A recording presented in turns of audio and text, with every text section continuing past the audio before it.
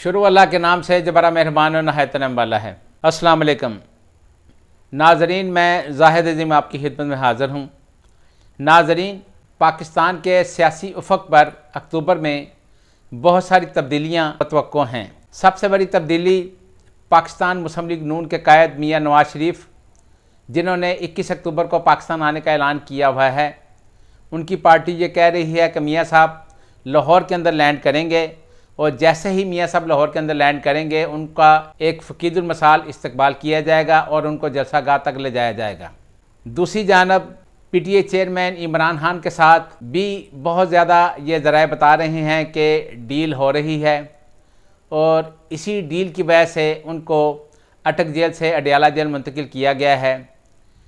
लेकिन अक्टूबर के अंदर इसकी भी वाज़ह जो चीज़ें हैं वो हमारे सामने आ जाएंगी, क्योंकि जितनी भी ये डील की बातें की जा रही हैं उनके बारे में अभी तक कोई शोर नहीं है। अलबत्ता ज़राए ये बता रहे हैं कि उनके साथ डील करने की कोशिश की जा रही है और ख़ास जो ताकतवर हलके हैं उनके साथ उनके मामला तय पा रहे हैं।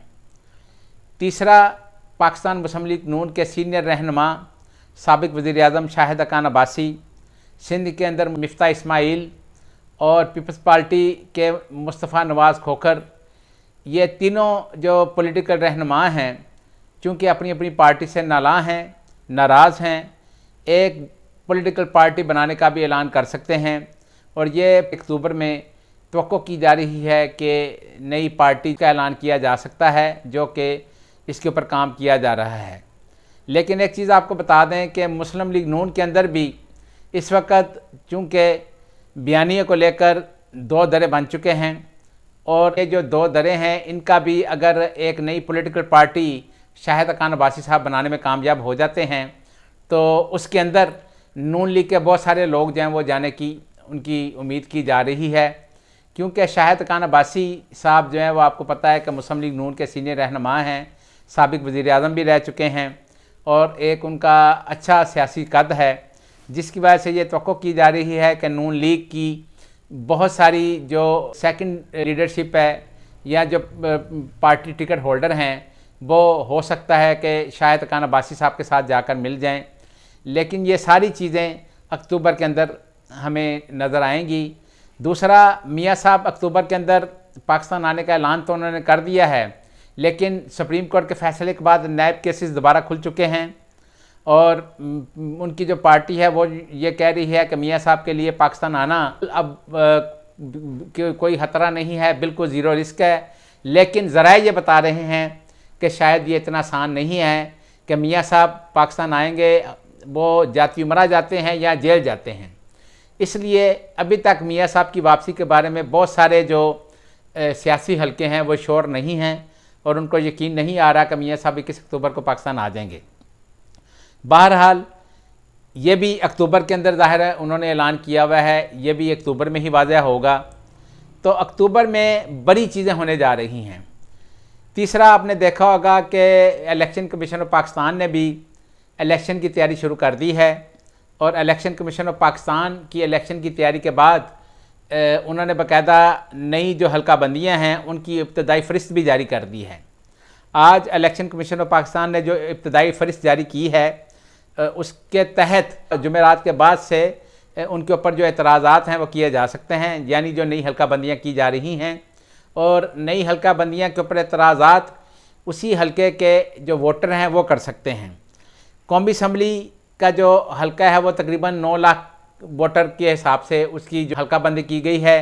इसी तरह सूबाई जो हल्के बनाए गए हैं उनमें पंजाब की जो औसतन वोटर्स की जो तादाद है वो डिफरेंट होगी, वो तकरीबन कोई 4-4.5 लाख होगी।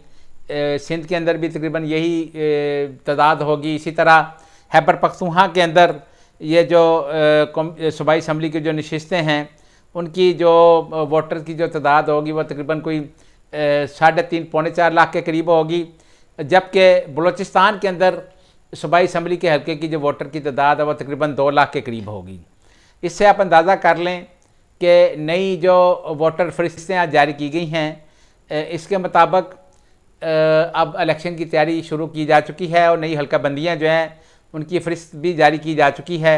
जिसके ऊपर एतराज़ात के लिए भी बाकायदा वक्त दिया जाएगा और उसमें देखा जाएगा कि क्या क्या एतराज़ात आते हैं और उनको फिर दूर या उसके ऊपर जो सुनवाई की जाएगी और बाकायदा उसके ऊपर जो है वो इलेक्शन कमीशन ऑफ पाकिस्तान के डिफरेंट जगहों के ऊपर जो उनके सूबाई महकमे हैं वो उसको सुनेंगे। बहरहाल ये सारी चीज़ें उसके ऊपर काम शुरू हो चुका है। एक इसमें कौमी असम्बली की तकरीबन 6 के करीब जो नशिस्तें हैं वो खैबर पख्तूनख्वा के अंदर कम हो चुकी हैं नई हल्का बंदियों के मुताबिक, और इसी तरह वज़ीर-ए-आज़म मुंतखब होने के लिए जो पहले 172 वोटों की तायद होनी चाहिए थी, यानी वज़ीर-ए-आज़म को 172 वोट चाहिए थे वज़ीर-ए-आज़म मुंतखब होने के लिए। अब वज़ीर-ए-आज़म मुंतखब होने के लिए ये वोट 172 की बजाय 169 यानी 169 हो गए हैं, उसकी तादाद भी कम हो गई है। यानी जो शख्स वज़ीर-ए-आज़म पाकिस्तान मुंतखब हो सकेगा उसके लिए 169 वोट लेना ज़रूरी होंगे कौमी असम्बली से, उसकी भी तादाद जो है वो 172 से 169 कर दी गई है। ये सारी चीज़ें जो है वो अब शुरू हो चुकी हैं और इलेक्शन की तैयारी के बाद एक बहुत बड़ा मरहला ये भी आएगा कि देखना होगा कि क्या इलेक्शन के अंदर तहरीक इंसाफ को हिस्सा लेने दिया जा रहा है या नहीं, क्या PTA चेयरमैन इमरान खान जो है वो इलेक्शन के अंदर हिस्सा ले सकेंगे। इसके बारे में आपने देखा होगा कि वज़ीर-ए-आज़म निगरान अनवारुल हक काकड़ साहब जो हैं वो उन्होंने भी बड़ा वाज़ह खुलकर बयान दिया था। उनका ये कहना था कि नवाज शरीफ साहब के पाकिस्तान आने और इमरान खान के इलेक्शन में हिस्सा लेना जो है ये सारा कानूनी मामला है और कानून के जो है उसके बारे में बताएगा। कानून के तहत ये चीज़ें साबित होंगी कि नवाज शरीफ साहब पाकिस्तान आते हैं क्या वह गिरफ़्तार होते हैं या नहीं। इसी तरह PTA चेयरमैन इमरान खान जो है वो इलेक्शन में हिस्सा ले सकेंगे या नहीं।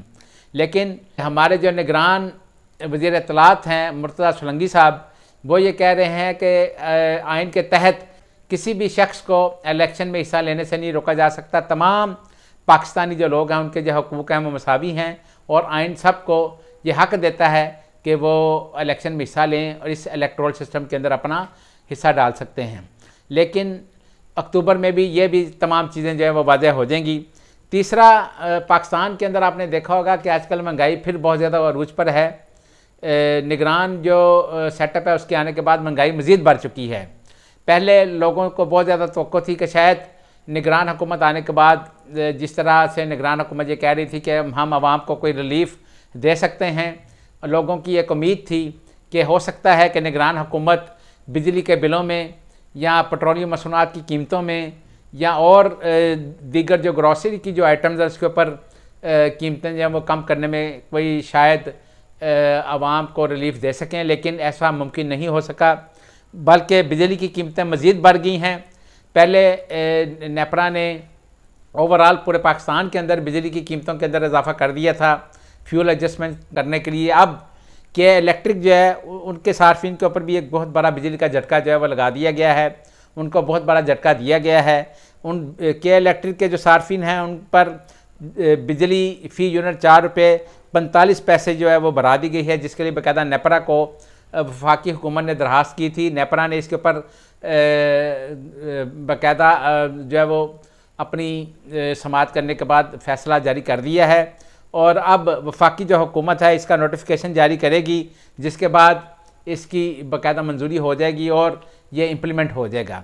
यानी पाकिस्तान के अंदर जो लोगों की एक उम्मीद थी कि शायद महंगाई जो है वो आहिस्ता आहिस्ता कम हो जाएगी, महंगाई कम होने के बजाय बढ़ रही है। हालांकि अब अगर देखा जाए तो डॉलर की कीमत जो है वो काफ़ी ज़्यादा कम हो चुकी है। डॉलर जो है वो 290 के करीब है इस वक्त, लेकिन उसके बावजूद महंगाई को ब्रेक नहीं लगी, बल्कि महंगाई कम होने के बजाय बढ़ रही है। और इसके ऊपर अभी तक हुकूमत ने वाज़ह कोई ठोस कोई हिकमत अमली नहीं अपनाई, क्योंकि शायद हुकूमत के हाथ बंधे हुए हैं। IMF के साथ जो PDM की हुकूमत मुआहदा करके गई है, शायद उसको पूरा करने के लिए हुकूमत के लिए ये मुमकिन नहीं है कि अवाम को कोई रिलीफ दे सकें। अल्लाह करे कि ऐसा मुमकिन हो। बहरहाल तमाम ये चीज़ें हमने जो आपको बताई हैं ये सारी अक्टूबर के अंदर चीज़ें जो वाज़ह हो जाएंगी। अक्टूबर इस वक्त तक ये लग रहा है कि जैसे पाकिस्तान के अंदर जो सियासी तौर पर जो तब्दीली हो सकती है या सियासी तौर पर जो तब्दीलियाँ मतवक्को की जा रही हैं वो अक्टूबर के अंदर हो जाएंगी और अक्टूबर हमें वाज़ह कर देगा कि पाकिस्तान में सियासी जो हमारी सिमत है वो किस तरफ जा रही है। अगर आपको हमारी ये वीडियो पसंद आई हो तो नीचे दिए गए सब्सक्राइब के बटन को प्रेस करके अपने इस प्रोग्राम का हिस्सा बने। अल्लाह ताला हम सब का हामी और नासर व खुदा हाफिज़।